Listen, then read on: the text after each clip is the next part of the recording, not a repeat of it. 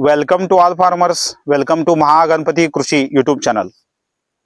Today we will discuss about the fertilizer, that is single super phosphate. Single super phosphate provides phosphorus, calcium and sulfur nutrient. In single super phosphate, phosphorus 16%, calcium 21% and sulfur 11%. This is the nutrient composition of the single super phosphate. You have to use the single super phosphate as a basal dose. So now we will discuss about the uses of the single super phosphate. If you use single super phosphate in the agriculture, then the root growth is more. The white roots of the crop will increase. So if the root increases, then the growth also increases. So for the improvement of the roots, you can use the single super phosphate. If there is a sulfur deficiency in the crop, then you have to use the single super phosphate. So you can correct the sulfur deficiency in the crop. In oilseed crop, if you use the single super phosphate, then the oil content in the crop increases.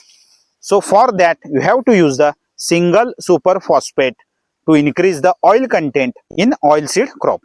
And if you use the single super phosphate, then the pest resistance power of the crop will increases.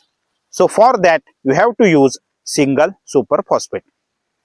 In legume crops, you have to use the single super phosphate so that the nitrogen fixation process will increases, because this fertilizer will help in the formation of the nodules. Legume crops will fix the atmospheric nitrogen in the soil. So nodules of the legume crops is very important to fix the atmospheric nitrogen. So single super phosphate will help to formation of the nodules in the roots of the legume crops. So for formation of the nodules, we have to use the single super phosphate. If you use the single super phosphate, the growth in the crop increases. In sugarcane cultivation, you have to use the single super phosphate as basal dose.